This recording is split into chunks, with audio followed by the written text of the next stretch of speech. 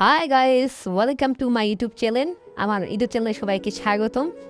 তো প্রতিদিনেও আজকে একটা ভিডিও নিয়ে আসলাম। তো তোমরা সবাই একটু ভিডিওটা দেখবা, আমার ভিডিওটা কেমন লাগতেছে। তো বাচ্চাটা, এটা হচ্ছে আমার বাচ্চা। তো খুব ঠিক মতো দুধ খেতে যাচ্ছে না, কি করব। বা দিনে 3-4 বার দুধ খেতে যায় না। ওকে দুধের পাশাপাশি অন্য কিছু খাওয়াচ্ছি, ওই যে সুজি টুজি এইগুলো খাওয়াচ্ছি।